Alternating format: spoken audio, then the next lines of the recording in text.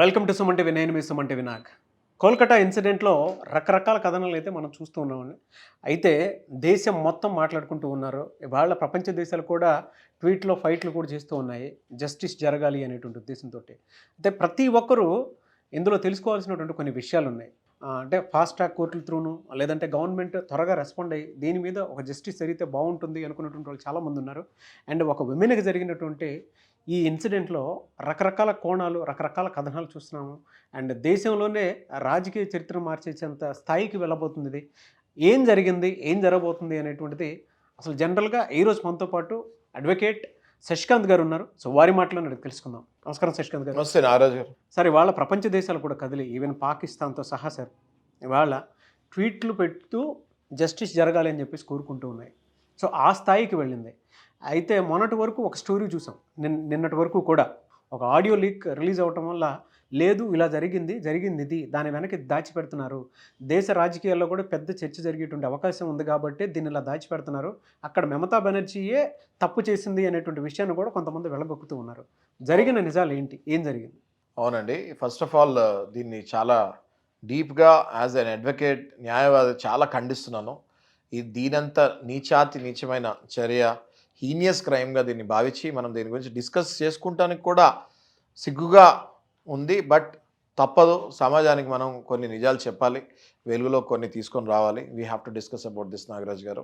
Feeling very sad about it. First of all ఇప్పుడు ఈ చర్య గురించి కనుక మనము మాట్లాడుకుంటే అండి, ఫస్ట్ ఆఫ్ ఆల్ ఈ మెడికల్ కాలేజెస్లో మీరు కంపేర్ చేసుకోండి నాగరాజ్ గారు, మెడికల్ కాలేజెస్కి ఇంజనీరింగ్ కాలేజెస్ కంపేర్ చేసుకోండి.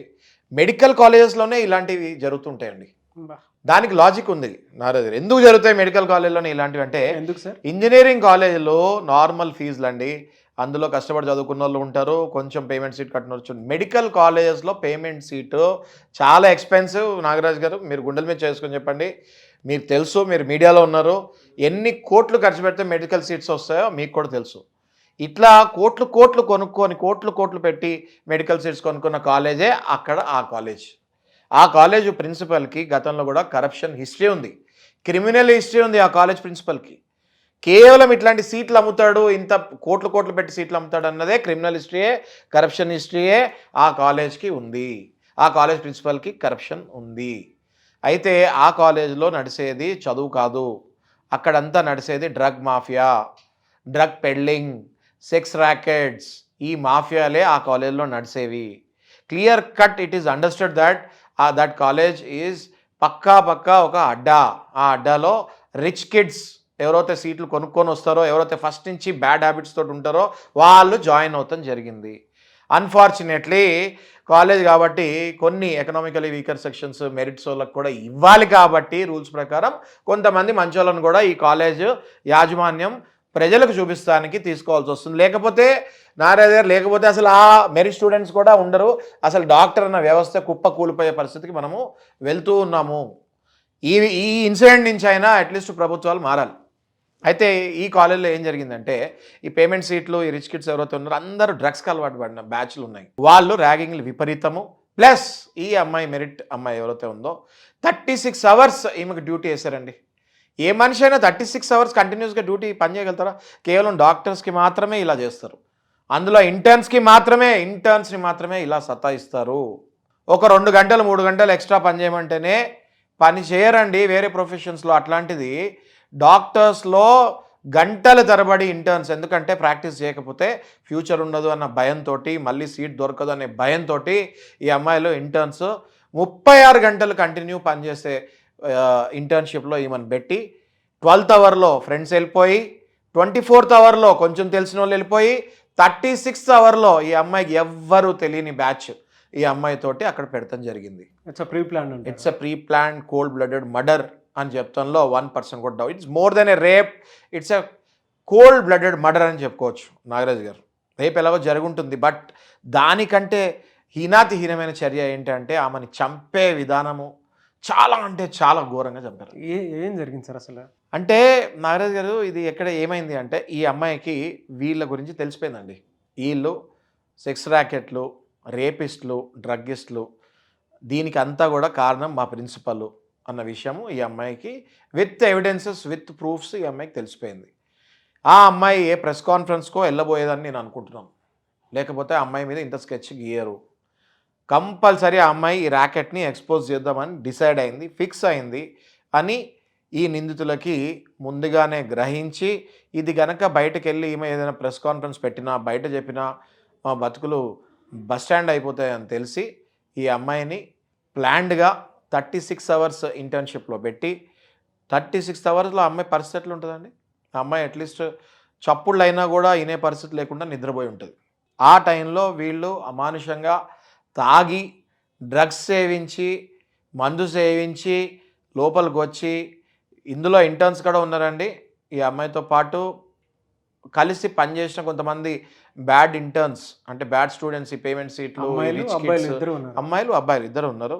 ఉండి నమ్మించి ఈ అమ్మాయిని చేతులు కట్టేసి, కాళ్ళు కట్టేసి, బలవంతం చేసి, అతి కిరాతకంగా skull bones, pelvic bones, collar bones ఇరక్కొడుతూ, కళ్ళల్లో గాజు ముక్కలు గుచ్చుతూ చంపడం జరిగింది. సో దిస్ ఇస్ హీనియస్ అన్న వర్డ్ కూడా, నీచం అన్న వర్డ్ కంటే కూడా, కిరాతకం అనే వర్డ్ కంటే కూడా ఇంకా ఏదైనా వర్డ్స్ ఉంటే it is absolutely applicable for this incident which is happened in west Bengal. Okay, ఎప్పుడైతే ఇది జరిగిందో అండి, వెంటనే వాళ్ళ పేరెంట్స్కి కూడా చూపిస్తాం జరగలేదు. ఒక 3 hours సైలెంట్గానే ఉండి అక్కడంతా సెట్ చేసుకొని తర్వాత పేరెంట్స్కి చూపిస్తాం జరిగిందని జనాలు అంటున్నారు. మీడియాలో కూడా అది వింటున్నాము. అయితే పోస్ట్ మార్టం రిపోర్ట్లో it clearly very clearly it says that it's rape and murder. అయితే చూడండి నారాయణ గారు, ఇక్కడ సంజయ్ రావు అనే ఆయన ఒక వాలంటీర్. ఆయన ఇది volunteer who just walked in. ఆ కెమెరాలో క్లియర్ కనపడుతుంది. వచ్చాడు, వెళ్ళేటప్పుడు మొత్తం బ్లూటూత్ అవి ఉన్నాయి, మెడలో షర్ట్ కూడా నీట్గా ఉంది. వెళ్ళేటప్పుడు షర్ట్ అంతా నలిపోయి బ్లూటూత్ కూడా లేదు. అది సర్కమ్స్టాన్షియల్ ఎవిడెన్స్ కింద ఆయనని అరెస్ట్ చేస్తాం జరిగింది. ఇది అండర్ సెక్షన్ 64 BNS, భారతీయ న్యాయ సంహిత అని కొత్త చట్టం వచ్చింది. అందులో సెక్షన్ 64 రేప్ కేసు కిందకు వస్తుంది. అప్ టు లైఫ్ లేకపోతే డెత్ పెనాల్టీ కూడా ఉంది. అయితే ఈ శిక్షలు పడే కార్యక్రమంలో ఏం జరుగుతుంది అంటే, ఎన్నో రాష్ట్రాల్లో ఇవి జరిగినాయి. ఇది మొట్టమొదటి జరిగింది కానే కాదు. ఢిల్లీలో మనం చూసాము నిర్భయాది, తెలంగాణలో మనం చూసాము దిశాది, మళ్ళీ ఇది ఇమీడియట్గా మనము ఇది చూస్తున్నాము. దీనికి అభయాన్ని పెట్టినట్టున్నారు. అవును, అభయాన్ని పెట్టినట్టు, జస్టిస్ ఫర్ అభయాన్ని. ఎస్. సో ఇందులో పొలిటికల్గా ఇంకా వార్ ఏముంటుందండి? పొలిటికల్ పార్టీస్ డిసైడ్ డెసిషన్, అసలు పొలిటికల్ పార్టీస్ దీని గురించి మాట్లాడకుండా స్ట్రెయిట్ పోలీస్ ఇన్వెస్టిగేషన్ జరిగేసి వాని జ్యుడిషియరీ సిస్టమ్ తీసుకెళ్ళి కాన్ఫరెన్స్ పెట్టేసి ఎవరెవరు ఉన్నారో ఇందులో ఇమీడియట్గా ఇన్వెస్టిగేషన్ చేయాలి. అంటే నాగరాజు గారు చిన్న దొంగతనం చేస్తేనే ఇవాళ మన పోలీసు వ్యవస్థ చాలా స్ట్రాంగ్గా అయిపోయింది. రాత్రికల్లా దొంగను పట్టుకుంటున్నారు. చిన్న పర్స్ ఎవరిదైనా పోయిందని ఎఫ్ఐఆర్ చేసినా కూడా రాత్రికల్లా పర్స్ ఇచ్చే పరిస్థితి. ఇప్పుడు అది ఎవరు చేశారో తెలియదు అంటారండి మీరు? ఖచ్చితంగా అది ఎవరు చేస్తారో అందరికీ తెలుసు. అది బయటకు రావాలి, అసలైన నిందితులు బయటకు రావాలి. ఈ సంజయ్ కాదు, సంజయ్ నిందితుడు, వన్ ఆఫ్ ద నిందితుడు, no doubt about it. But Sanjay రాయ్తో పాటు అసలు ఎవరు మాస్టర్ మైండ్సో, ఈ డ్రగ్ మాఫియాలో ఎవరు ఇన్వాల్వ్ అయినారో వాళ్ళు కూడా బయటకు రావాలి, నిందితుల్ని బయటకు లాగాలి, ఉరిశిక్ష ఖచ్చితంగా వేయాల్సిందే అని నేను భావిస్తాను. నారాయణ, ఇంకొక విచిత్రం ఏంటి అంటే, వెస్ట్ బెంగాల్లో ఇప్పుడు మమతా బెనర్జీ గారు ముఖ్యమంత్రి గారు ర్యాలీ తీస్తున్నారు, ప్రొటెస్ట్ చేస్తున్నారు. ముఖ్యమంత్రి ప్రొటెస్ట్ చేస్తే ఎవరు కాపాడాలి జనాల్ని? ఇది చాలా ఫన్నీయెస్ట్ విచిత్రమైన విషయంగా అనిపిస్తుంది. ఏమంటారు నారాజు గారు? ఇది నిజంగా హీనియస్ కదా అస్సలు. అయితే వినండి ఇంకోటి నారాజు గారు, చాలా చాలా విచిత్రమైన విషయం ఇది. అయితే సరే, ఇప్పుడు ఈ ముఖ్యమంత్రి ఎవరి మీద ప్రొటెస్ట్ చేస్తున్నారు? ఎవరి మీద చేయాలి? యూజువల్గా అయితే మెడికల్ కాలేజ్, హెల్త్, ఇది పోలీస్ వాళ్ళ మీద చేయాలి, అంటే హోము. అయితే ఈ ముఖ్యమంత్రి చీఫ్ మినిస్టర్ ప్రొటెస్ట్ చేసేది health minister plus home minister. ఈ హెల్త్, హోము 2 డిపార్ట్మెంట్స్ మళ్ళీ మమతా బెనర్జీ గారే హ్యాండిల్ చేస్తున్నారు. అంటే ముగ్గురు మమతా బెనర్జీలు, ఇందులో ఒక మమతా బెనర్జీ మిగతా 2 మమతా బెనర్జీల మీద ప్రొటెస్ట్ చేస్తున్నారా అనిపిస్తుంది నాకు. మీకు అర్థమవుతుందా అండి? ఒక మమతా బెనర్జీ ముఖ్యమంత్రి, ఇంకో మమతా బెనర్జీ హోమ్ మినిస్టర్, ఇంకో మమతా బెనర్జీ హెల్త్ మినిస్టర్. అయితే ఈ మమతా బెనర్జీ 2 మీద ప్రొటెస్ట్ చేస్తుంది. ఇదేమి విచిత్రం అండి ఇది? డెఫినెట్గా ఆమె నా పోస్ట్ నుంచి సస్పెండ్ చేయాలి, ఇమీడియట్గా ఆమెను అక్కడి నుంచి తరిమి కొట్టాల్సిన అవసరం 100% ఎంతైనా ఉందని నేను భావిస్తాను. Because being a chief minister of the state, she should come forward, held a press conference and give confidence to the public that by within 24 hours ఎవరైతే చేస్తారో వాళ్ళని బయటకు తీసుకొచ్చి నుంచోబెడతాము. We will see to it that they will get a serious punishment అని చెప్పి జనాలకు భరోసా ఇవ్వాల్సింది పోయి ఒక ముఖ్యమంత్రి వచ్చి ప్రొటెస్ట్ చేస్తే ఇది ఎక్కడ రాజకీయం అండి? We don't understand literally. Yes or no? Yes అండి. సో ఇది హీనియస్ క్రైమ్. నాగరాజు గారు మీరు అన్నట్టు this is heinous crime. Yes, no doubt అండి. సో జనరల్గా సార్ అంటే ఇటువంటి వాటిల్లో ఎలాంటి సత్వర న్యాయం జరిగితే బాగుంటుందని కోరుకోవచ్చు అంటారు? అంటే పబ్లిక్ కూడా ఎలా రెస్పాండ్ అయితే ఈ న్యాయం త్వరగా జరిగింది? నాగరాజు గారు ఇక్కడ ముఖ్యమంత్రి అయినా ప్రధానమంత్రి అయినా మీరైనా నేనైనా ఫస్ట్ మనము సిటిజన్ ఆఫ్ ద కంట్రీ అండి. మన అందరికీ కాన్స్టిట్యూషన్ ఒకటే. ప్రధానమంత్రికి ముఖ్యమంత్రికి వేరే కాన్స్టిట్యూషన్ ఉండదు, మనకు వేరే కాన్స్టిట్యూషన్ ఉండదు. భారతదేశానికి మొత్తానికి రాజ్యాంగం ఒకటే కాన్స్టిట్యూషన్. ఆ కాన్స్టిట్యూషన్ ఏమంటుంది? Political system separate, judiciary system separate, executive system separate. Political సిస్టమ్కి ఇందులో సంబంధం లేదండి. పొలిటికల్ సిస్టమ్కి అసలు సంబంధమే లేదు ఇందులో. ఎగ్జిక్యూటివ్ సిస్టమ్ అంటే పోలీస్ వ్యవస్థ ఇన్వెస్టిగేషన్ చేసి జ్యుడిషియరీ సిస్టమ్ ముందుకు తీసుకురావాలి. అంటే జడ్జిలు, కోర్టులు వాళ్ళు నిర్ణయించి ఏం పనిష్మెంట్లో వేయాలి, మళ్ళీ దాన్ని అప్లై చేయాల్సింది ఎగ్జిక్యూటివ్ సిస్టమ్. ఇందులో పొలిటికల్ సిస్టమ్ది ఐ రియలీ డోంట్ అండర్స్టాండ్. దీన్ని కూడా రాజకీయం చేసే అవసరం లేదండి. ఖచ్చితంగా పొలిటికల్ సిస్టమ్ ఇందులో ఇన్వాల్వ్ అవ్వకూడదు. జ్యుడిషియరీ సిస్టము, ఎగ్జిక్యూటివ్ సిస్టము, ఇది భారతదేశంలో డెమోక్రటిక్ కంట్రీ అంది మంది. అన్ని దేశాల్లో తీసుకుంటే భారతదేశంలో మంది లార్జెస్ట్ డెమోక్రటిక్ కంట్రీ. ప్రతి సిటిజన్కి, ప్రతి ప్రైమ్ మినిస్టర్ లేకపోతే ప్రతి చీఫ్ మినిస్టర్కి ఒకటే చట్టం. ఇక్కడ పొలిటికల్ సిస్టమ్ అసలు ఇందులో ఇన్వాల్వే కాకూడదు. ఎగ్జిక్యూటివ్ సిస్టమ్, జ్యుడిషియరీ సిస్టమ్ వచ్చి దానికి పనిష్మెంట్ వేసి ఖచ్చితంగా పబ్లిక్ మొత్తానికి, భారతదేశం మొత్తానికి చూపించాలి. నాగరాజు గారు ఎవ్రీ టైం ఏమవుతుందంటే ఇక్కడ ఒక రాష్ట్రంలో ఇన్సిడెంట్ జరిగితే ఆ రాష్ట్ర ప్రజలు కొన్ని రోజులు భయపడుతున్నారు, స్లోగా మర్చిపోతారు. ఎందుకంటే మతిమరుపు దేవుడు ఇచ్చిన పెద్ద వరం, అందరికి తెలుసు అది. స్లోగా మర్చిపోతూ ఉంటారు.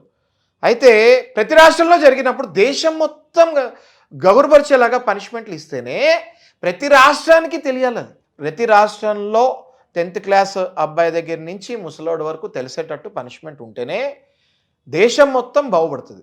లేదంటే దీనికి జడ్జిమెంట్ ఇన్స్టెంట్గా ఎలా రావాలంటే, బంగ్లాదేశ్లో షేక్ హసీనాది అందరికీ తెలుసు ఏం జరిగిందో. ఆమె ఎప్పుడైతే ఈ రిజర్వేషన్ సిస్టమ్ని మిస్యూజ్ చేస్తాం జరిగిందో ఆమెని దేశం నుంచి తరిమి కొడతాం జరిగింది. ఆమె అసలు దేశంలోనే లేకుండా ఎక్కడికో వెళ్ళి తల దాచుకునే పరిస్థితి వచ్చేసింది. అట్లాంటి చైతన్యం మనకు కూడా ఇక్కడ భారతదేశంలో ప్రతి రాష్ట్రంలో ఇట్లాంటి ఘటనలు జరిగినప్పుడు ఇమీడియట్గా వచ్చి ప్రతిఘటన చేస్తేనే మళ్ళీ ఇట్లాంటి ఇన్సిడెంట్స్ రిపీట్ కాకుండా ఉంటాయని నేను నమ్ముతున్నాను. చాలామంది పబ్లిక్ ప్రతిఘటన కంపల్సరీ చేయాలండి. When you don't do confrontation things will repeat again and again. ఇప్పుడు మనం చూస్తే మన భారతదేశంలో ఇదేమైనా కొత్త ఇన్సిడెంట్ అండి? ఇది అందరికీ తెలుసు. ఢిల్లీలో జరిగింది మర్చిపోకముందే ఇక్కడ జరిగింది మర్చిపోకముందే మళ్ళీ ఇక్కడ జరుగుతుంది. ఇది జరగకముందు మర్చిపోకముందే ఇంకెక్కడ జరగకూడదు, దేశంలో ఎక్కడ ఇట్లాంటి జరగకూడదు అనుకుంటే మన మోడీ గారి ప్రభుత్వంలో లాస్ట్ టర్మ్లో బిఎన్ఎస్ ఏదైతే టఫ్ ఐపీసీ ఇంకా టఫ్ అని చెప్పి ఏదైతే మన అమిత్ షా గారు రిలీజ్ చేశారో, దాన్ని బిల్ని పాస్ చేశారో పార్లమెంట్లో, దాన్ని ఇంప్లిమెంట్ చేయాల్సిన పరిస్థితి కూడా ఇప్పుడు వచ్చింది ఇక్కడ. ఎందుకంటే పొలిటికల్ సిస్టమ్ ఇన్ఫ్లుయెన్స్ జ్యుడిషియరీ మీద, ఎగ్జిక్యూటివ్ మీద అంత హెవీగా ఉంది. ఇవాళ ఎవరైనా ఇన్ఫ్లుయెన్స్ అవుతారంటే ఓన్లీ పొలిటికల్ సిస్టమ్కి ఇన్ఫ్లుయెన్స్ అవుతున్నారు. ఎగ్జిక్యూటివ్ సిస్టమ్ పొలిటికల్కి ఇన్ఫ్లుయెన్స్ కాకుండా దీన్ని ఇంప్లిమెంట్ చేసి ఎగ్జిక్యూటివ్ సిస్టమ్కి ఫ్రీ హ్యాండ్, అంటే పోలీసు వాళ్ళకి నేను అనేది ఫ్రీ హ్యాండ్, జ్యుడిషియరీకి free hand, political system involve కాకుండా ఉంటుందో ఖచ్చితంగా ఈ ఇన్సిడెంట్కి బాగా పనిష్మెంట్ పడుతుంది. నెక్స్ట్ టైం మళ్ళీ ఇట్లాంటివి రిపీట్ కాకుండా ఉంటుందని నేను భావిస్తాను. లేదు అని అంటే ఇంకా ప్రతిఘటనే అక్కడ ఉండేటువంటి వాళ్ళు. లేదు అంటే పబ్లిక్ రివల్యూషన్ పబ్లిక్ లో రివల్యూషన్ వస్తే ఇంకా ముఖ్యమంత్రులు, ప్రధానమంత్రులు ఖచ్చితంగా దాన్ని స్వీకరించాల్సిందే. కాబట్టి పబ్లిక్ లో రివల్యూషన్ రావాలి. ఇవాళ చూస్తున్నాం కదండి ఎన్నోసార్లు. ఏంటంటే సార్, ఒక హోము, ఒక హెల్త్, దాంతోపాటు ఒక సీఎం, కరెక్ట్, ముగ్గురు ఒకళ్ళే. అదే అహింసా మార్గంలో గాంధీజీ గారు ఇండిపెండెన్స్ ఏంటంటే ర్యాలీ చేయటం. సో ర్యాలీ చేశారు, కానీ ర్యాలీ ఆమె కాదు చేయాల్సింది. ర్యాలీ జనాలు చేయాలి, ఆమె న్యాయం చెప్పాలి. కానీ ఇక్కడ ఈమె ర్యాలీకి వెళ్ళింది అంటే ఇందులో మీకు క్లియర్గా అర్థం చేసుకోండి, ఈమె ఇందులో ర్యాలీకి వెళ్ళింది అంటే ఇందులో పొలిటికల్ సిస్టమ్ ఇన్వాల్వ్ అయింది.